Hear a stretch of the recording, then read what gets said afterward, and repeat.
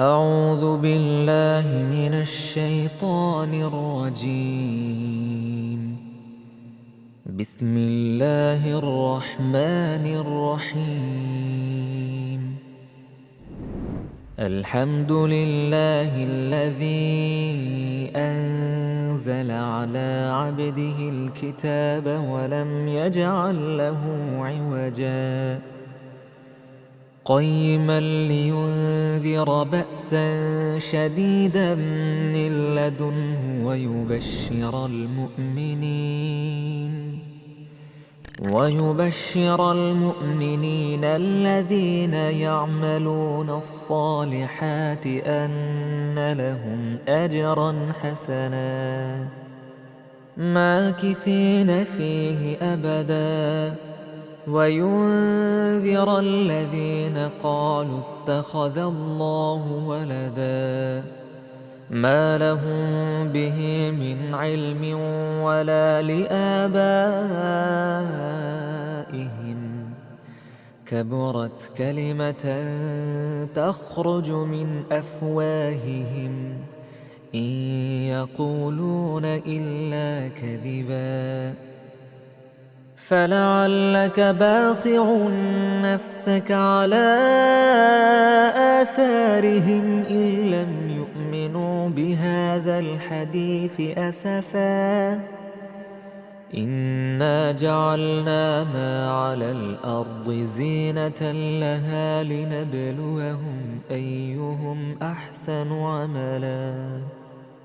وإنا لجاعلون ما عليها صعيدا جرزا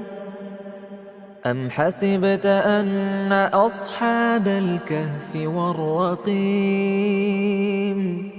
كانوا من آياتنا عجبا إذ أوى الفتية إلى الكهف فقالوا ربنا آتنا من لدنك رحمة وهيئ لنا من أمرنا رشدا فضربنا على آذانهم في الكهف سنين عددا ثم بعثناهم لنعلم أي الحزبين أحصى لما لبثوا أمدا نحن نقص عليك نبأهم بالحق إنهم فتية آمنوا بربهم وزدناهم هدى وربطنا على قلوبهم إذ قاموا فقالوا ربنا رب السماوات والأرض لن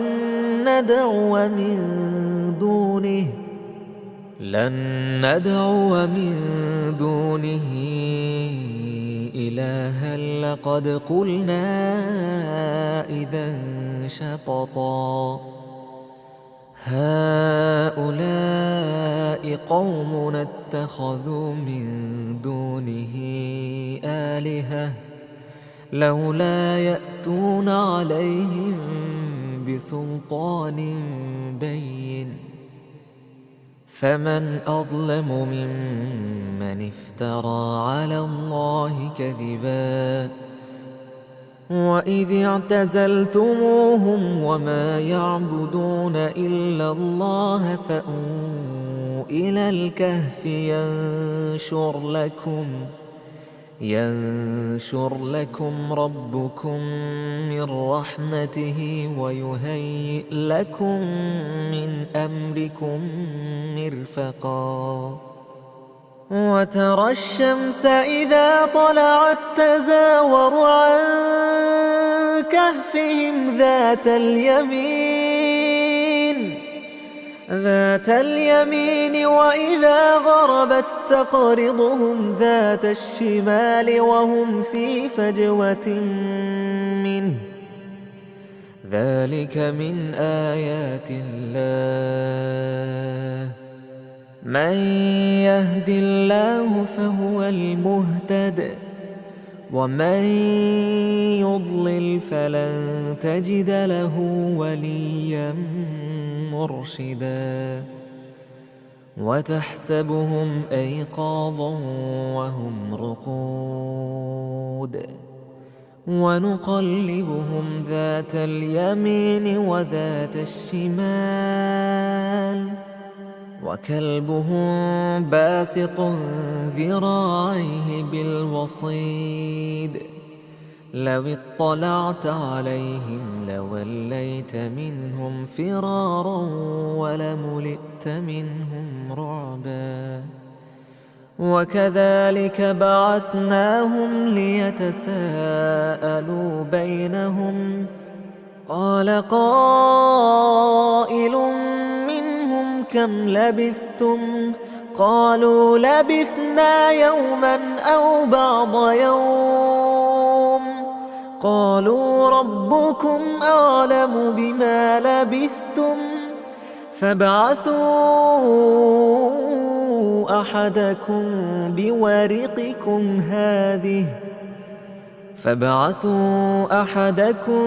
بورقكم هذه إلى المدينة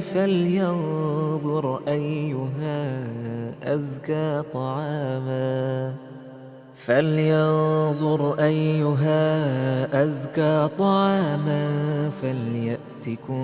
برزق منه وليتلطف ولا يشعرن بكم أحدا إنهم إن يظهروا عليكم يرجموكم أو يعيدوكم في ملتهم ولن تفلحوا إذا أبدا وكذلك أعثرنا عليهم ليعلموا أن وعد الله حق وأن الساعة لا ريب فيها إذ يتنازعون بينهم أمرهم فقالوا ابنوا عليهم بنيانا ربهم أعلم بهم قال الذين غلبوا على أمرهم لنتخذن عليهم مسجدا سيقولون ثلاثة رابعهم كلبهم ويقولون خمسة سادسهم كلبهم رجما بالغيب ويقولون سبعة وثامنهم كلبهم قل ربي أعلم بعدتهم ما يعلمهم إلا قليل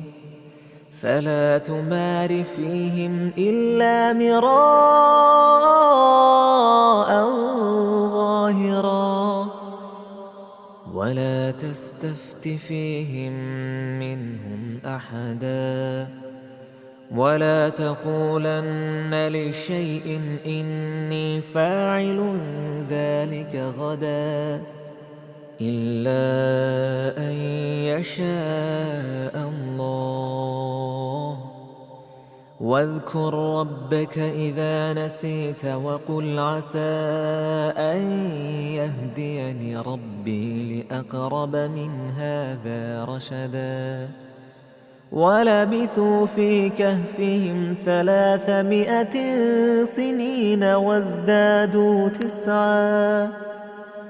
قل الله أعلم بما لبثوا له غيب السماوات والأرض أبصر به وأسمع ما لهم من دونه من ولي ولا يشرك في حكمه أحدا واتل ما أوحي إليك من كتاب ربك لا مبدل لكلماته ولن تجد من دونه ملتحدا واصبر نفسك مع الذين يدعون ربهم بالغداة والعشي يريدون وجهه ولا تعد عيناك عنهم تريد زينة الحياة الدنيا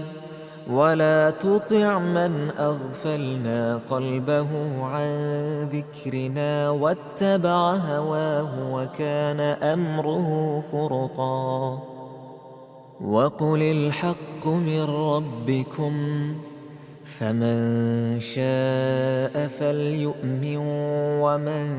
شاء فليكفر إنا أعتدنا للظالمين نارا أحاط بهم سرادقها وإن يستغيثوا يغاثوا بماء كالمهل يشوي الوجوه بئس الشراب وساءت مرتفقا إن الذين آمنوا وعملوا الصالحات إنا لا نضيع أجر من أحسن عملا أولئك لهم جنات عدن تجري من تحتها الأنهار يحلون فيها من أساور من ذهب ويلبسون ثيابا خضرا من سندس وإستبرق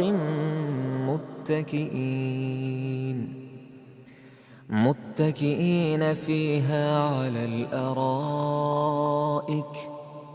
نعم الثواب وحسنت مرتفقا واضرب لهم مثلا الرجلين جعلنا لأحدهما جنتين من أعناب وحففناهما بنخل وجعلنا بينهما زرعا كلتا الجنتين آتت أكلها ولم تظلم منه شيئا وفجرنا خلالهما نهرا وكان له ثمر فقال لصاحبه وهو يحاوره أنا أكثر منك مالا وأعز نفرا ودخل جنته وهو ظالم لنفسه قال ما أظن أن تبيد هذه أبدا وما أظن الساعة قائمة ولئن رددت إلى ربي لأجدن خيرا منها منقلبا قال له صاحبه وهو يحاوره أكفرت بالذي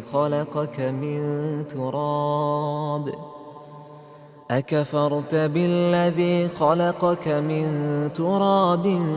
ثم من نطفة ثم سواك رجلا لكن هو الله ربي ولا أشرك بربي أحدا ولولا إذ دخلت جنتك قلت ما شاء الله لا قوة إلا بالله إن ترني أنا أقل منك مالا وولدا فعسى ربي أن يؤتيني خيرا من جنتك ويرسل عليها حسبانا من السماء فتصبح صعيدا زلقا أو يصبح ماؤها غورا فلن تستطيع له طلبا وأحيط بثمره فأصبح يقلب كفيه على ما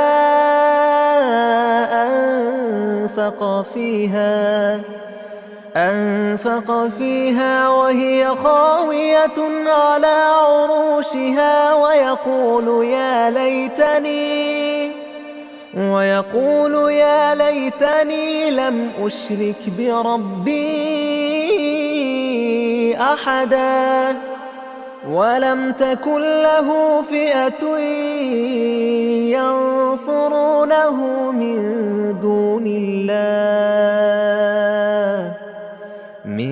دون الله وما كان منتصرا هنالك الولاية لله الحق هو خير ثوابا وخير عقبا واضرب لهم مثل الحياة الدنيا كماء أنزلناه من السماء فاختلط به نبات الأرض فأصبح هشيما تذروه الرياح وكان الله على كل شيء مقتدرا المال والبنون زينة الحياة الدنيا والباقيات الصالحات خير عند ربك ثوابا وخير أملا ويوم نسير الجبال وترى الأرض بارزة وحشرناهم فلم نغادر منهم أحدا وعرضوا على ربك صفا لقد جئتمونا كما خلقناكم أول مرة بل زعمتم أن لن نجعل لكم موعدا ووضع الكتاب فترى المجرمين مشفقين مما فيه ويقولون يا ويلتنا ما لهذا الكتاب لا يغادر صغيرة ولا كبيرة إلا أحصاها ووجدوا ما عملوا حاضرا ولا يظلم ربك أحدا وإذ قلنا للملائكة اسجدوا لآدم فسجدوا إلا إبليس كان من الجن ففسق عن أمر ربه أفتتخذونه وذريته أولياء من دوني وهم لكم عدو بئس للظالمين بدلا ما أشهدتهم خلق السماوات والأرض ولا خلق أنفسهم وما كنت متخذ المضلين عضدا ويوم يقول نادوا شركائي الذين زعمتم فدعوهم فلم يستجيبوا لهم وجعلنا بينهم موبقا ورأى المجرمون النار فظنوا أنهم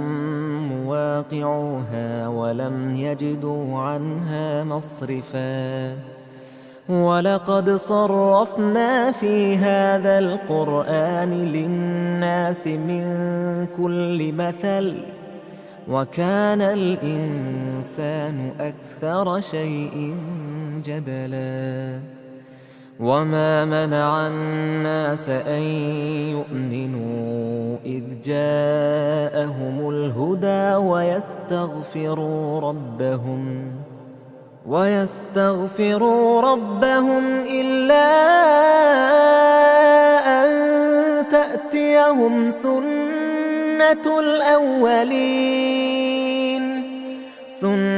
الأولين أو يأتيهم العذاب قبلا وما نرسل المرسلين إلا مبشرين ومنذرين ويجادل الذين كفروا بالباطل ليدحضوا به الحق واتخذوا آياتي وما أنذروا هزوا ومن أظلم ممن ذكر بآيات ربه فأعرض عنها ونسي ما قدمت يداه إنا جعلنا على قلوبهم أكنة أن يفقهوه وفي آذانهم وقرا وإن تدعوهم إلى الهدى فلن يهتدوا إذن أبدا وربك الغفور ذو الرحمة لو يؤاخذهم بما كسبوا لعجل لهم العذاب بل لهم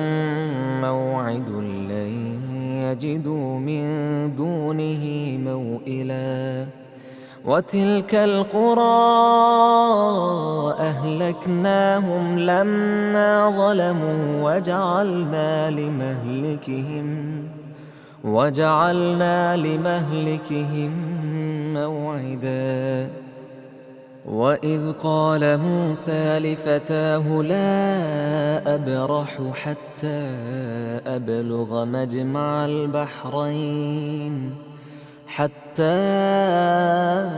أبلغ مجمع البحرين أو أمضي حقبا فلما بلغا مجمع بينهما نسيا حوتهما فاتخذ سبيله في البحر سربا فلما جاوزا قال لفتاه آتنا غداءنا لقد لقينا من سفرنا هذا نصبا قال أرأيت إذ أوينا إلى الصخرة فإني نسيت الحوت وما أنسانيه إلا الشيطان أن أذكره واتخذ سبيله في البحر عجبا قال ذلك ما كنا نبغ فارتدا على آثارهما قصصا فوجدا عبدا من عبادنا آتيناه رحمة من عندنا وعلمناه من لدنا علما قال له موسى هل أتبعك على أن تعلمني مما علمت رشدا قال إنك لن تستطيع معي صبرا وكيف تصبر على ما لم تحط به خبرا قال ستجدني إن شاء الله صابرا ولا أعصي لك أمرا قال فإن اتبعتني فلا تسألني عن شيء حتى أحدث لك منه ذكرا فانطلقا حتى إذا ركبا في السفينة خرقها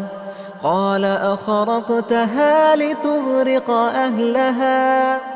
لقد جئت شيئا إمرا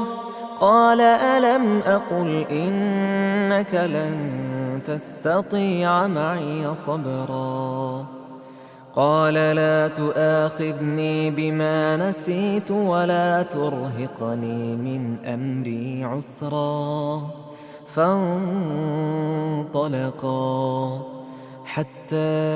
إذا لقيا غلاما فقتله قال أقتلت نفسا زكية بغير نفس لقد جئت شيئا نكرا قال ألم أقل لك إنك لن تستطيع معي صبرا قال إن سألتك عن شيء بعدها فلا تصاحبني قد بلغت من لدني عذرا فانطلقا حتى إذا أتيا أهل قرية استطعما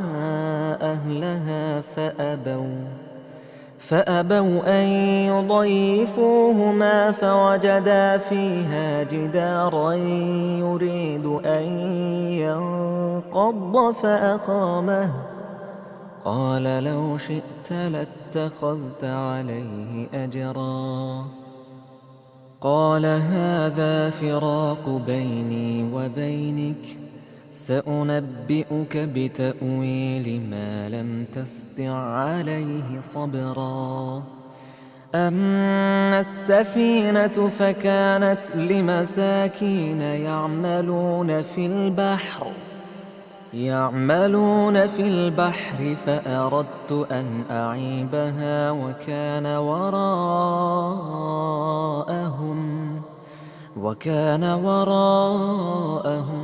ملك يأخذ كل سفينة غصبا وأما الغلام فكان أبواه مؤمنين فخشينا أن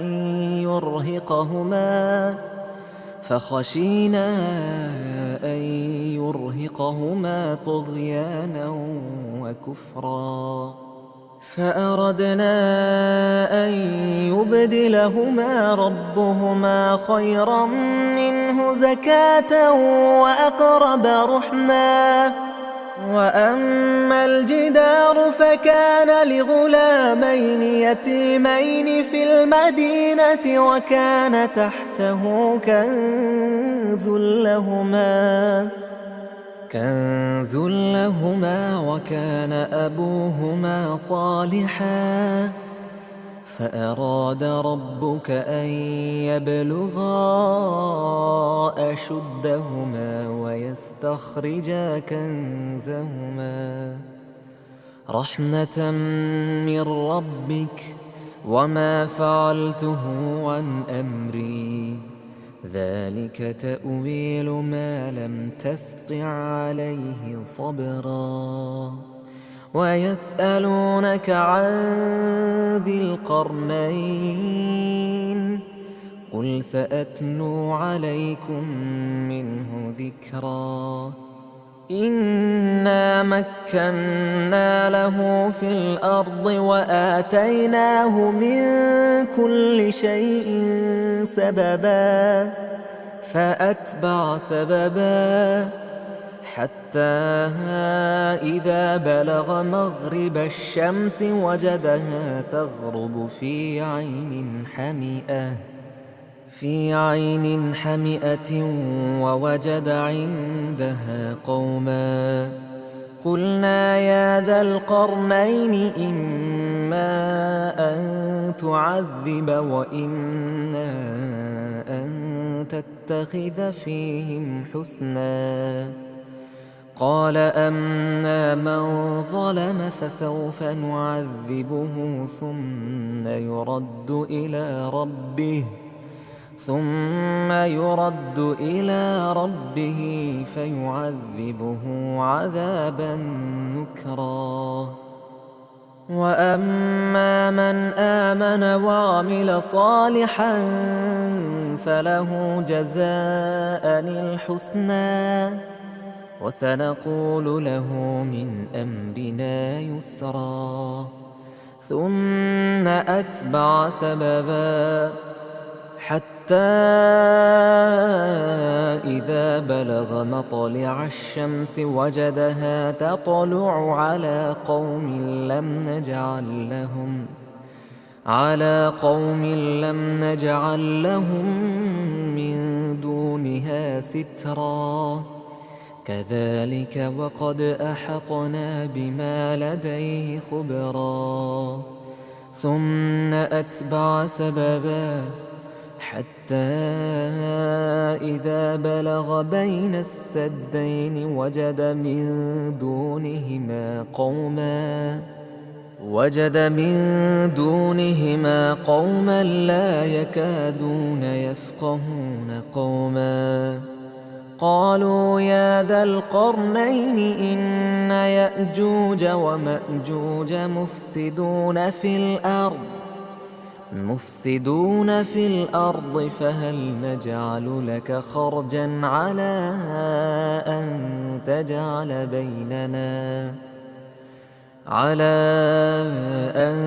تجعل بيننا وبينهم سدا؟ قال ما مكني فيه ربي خير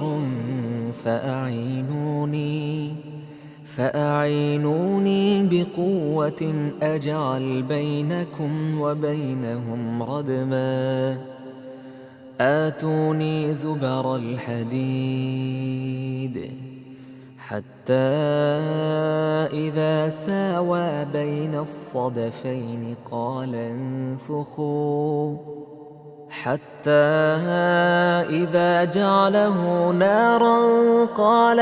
آتوني أفرغ عليه قطرا. فما استطاعوا أن يظهروه وما استطاعوا له نقبا. قال هذا رحمة من ربي فإذا جاء وعد ربي جعله دكا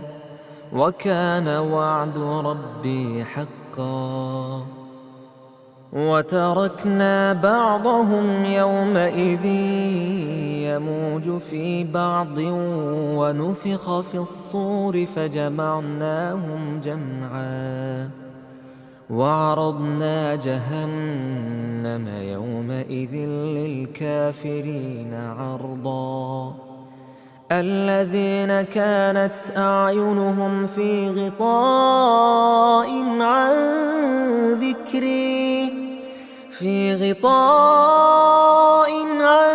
ذكري وكانوا لا يستطيعون سمعا.